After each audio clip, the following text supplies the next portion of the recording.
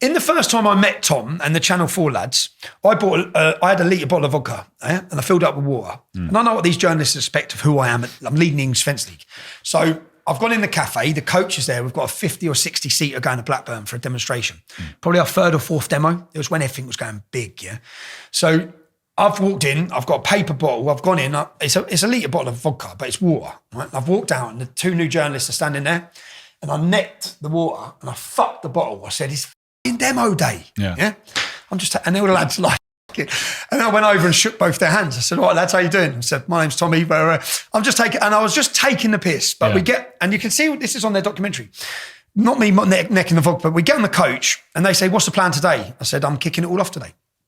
It's all kicking off. They said, what do you mean? I said, groups have tried to align themselves inside our movement. I know their names, they're the North East Infidels.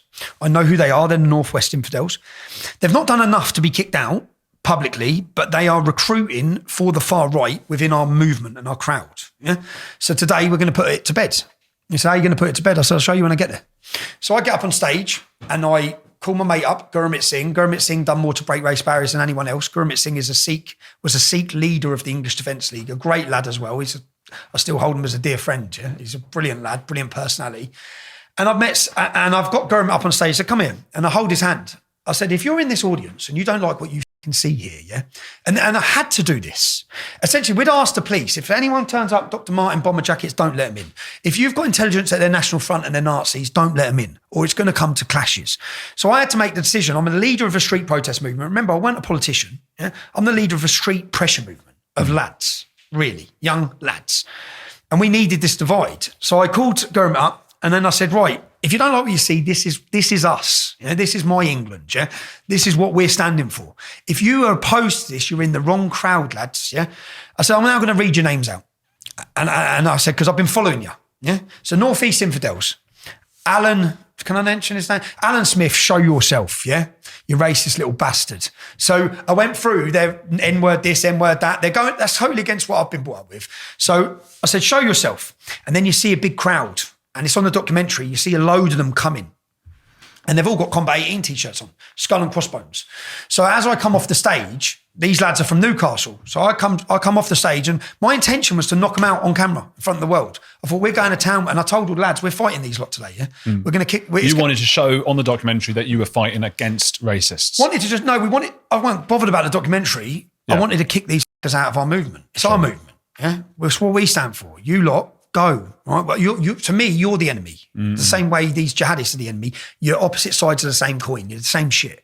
You're going today, yeah, and we're kicking off because they hadn't done enough. So we'd seen them looking at them, thinking first of all like the Welsh Defence League, they come dressed normally like lads.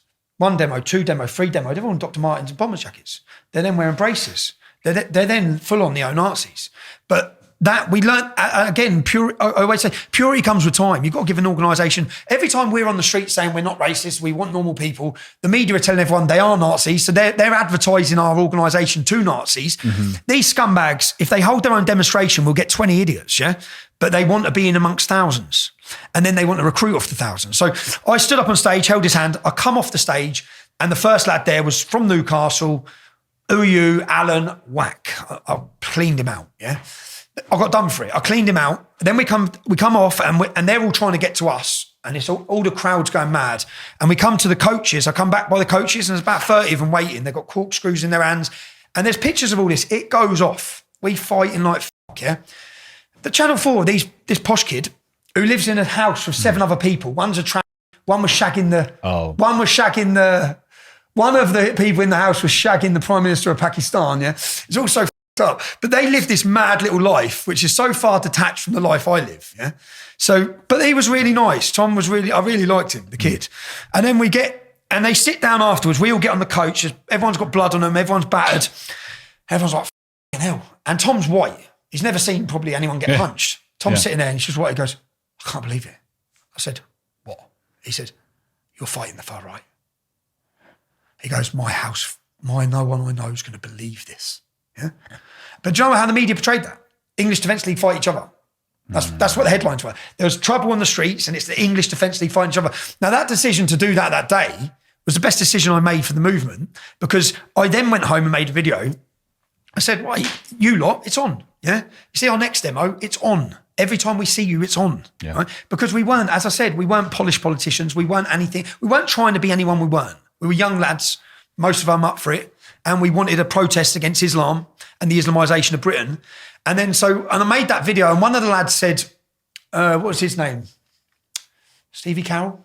One of the lads, again from Newcastle, I made a video saying, listen, you've come to our demonstrations, it's all gone off today. Yeah.